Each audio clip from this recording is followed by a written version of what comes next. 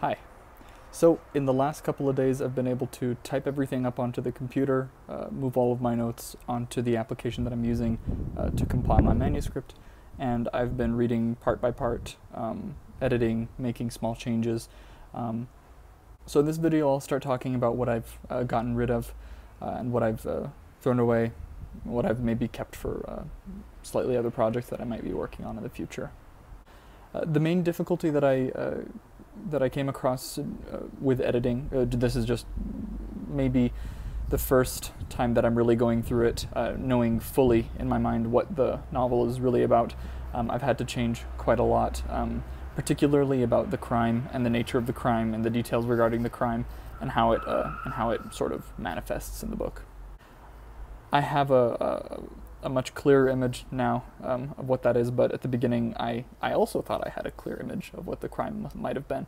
So it is a little bit difficult figuring out exactly if this is the ultimate idea that I'm coming up with, or if this is just another draft or something else that I might change in the future.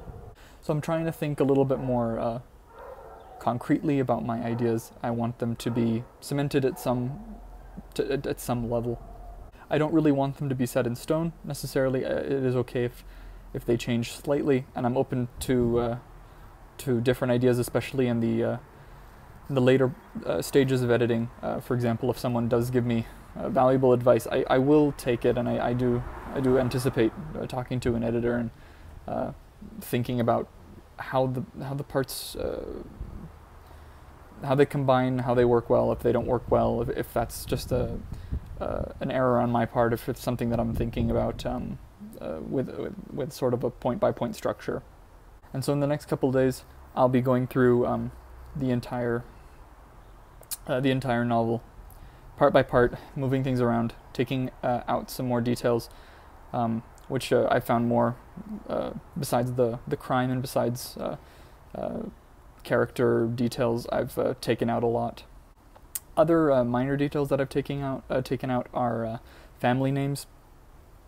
I had included family names in the first draft, but I realized that it's not really going to work. I feel a little bit apprehensive, and of course, if you're from the Middle East or if you're from Jordan, you know that family names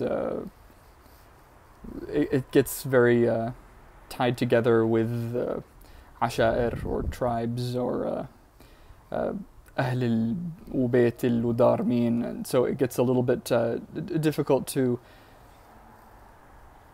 create a character without suggesting that they are related to specific real characters, real people, whether they're involved in the government or whether they're people that you might be familiar with that type of name or that type of tribe. Another thing that's similar to family names that I've gotten rid of are place names. Although I talk about the kingdom, and I say in these videos that I'm writing about Jordan, in my book I'm not writing about Jordan explicitly.